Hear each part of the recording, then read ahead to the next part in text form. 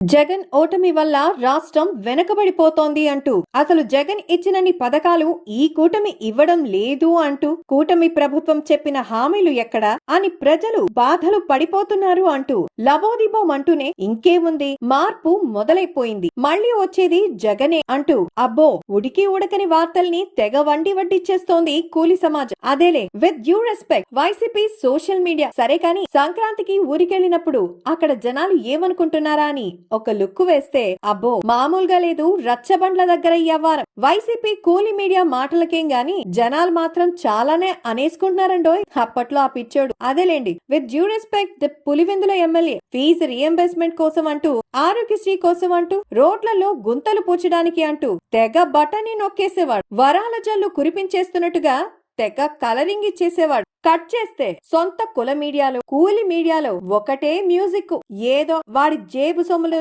ప్రజలకి దారపోసేసినట్టుగా. పోనీ అంత చేసినా ఏమైనా ఒరిగిందా అంటే పూర్తి ఫీజు రియంబర్స్మెంట్ రాలేదు, సగటు సామాన్యుడి ఆరోగ్యశ్రీ కాపాడలేదు, చివరికి రోడ్లపై గుంతలు పూడలేదు. కానీ వాటికి సంబంధించి బటన్ నొక్కి మరీ విడుదల చేసిన సొమ్ములు మాత్రం మెగాస్టార్ స్టాలిన్ సినిమాలో పరారే పరారే అని పాట పాడుకుంటూ తాడేపల్లి కోట్లో తేలాయి అంటూ అమ్మ నా బూతులు తిట్టుకుంటూనే ఈ పాలనలో అభివృద్ధి పరుగులు పెడుతోంది ఆంధ్రప్రదేశ్ వ్యాప్తంగా. ఎక్కడ బటన్ నొక్కుడు వ్యవహారాలు లేవు. కూటమి ప్రభుత్వంలో బూతుల మంత్రులు లేరు, బూతుల ప్రెస్ మీట్లు లేవు, బూతుల బహిరంగ సభలు లేవు, అస్సలే లేవు. అది కాక కొత్త ప్రభుత్వానికి కనీసం ఏడాది సమయం కూడా ఇవ్వకుండా ఈవీఎం ప్రభుత్వమని, అవినీతి అని ఏవేవో ఆరోపణలు వినిపిస్తూ ఉండడంపై ప్రజలు కాస్త గట్టిగానే వైసీపీపై గుస్సా అవుతున్నారు. ఇలా ఒకటేంటి, ప్రతి విషయంపై ప్రజల్లో చర్చ బలంగానే జరుగుతోంది. ఇక్కడితో వదిలేస్తే వాడు ఓటరోడు ఎలా అవుతాడు? అందుకే వైసీపీ హయాంలో వైఎస్ జగన్ నొక్కిన బటన్లు, వాలంటీర్ వ్యవస్థ ద్వారా జరిగిన దోపిడీ, తద్వారా దుర్వినియోగమైన ప్రజాధనం లెక్కలు బయటకు తీయాలంటూ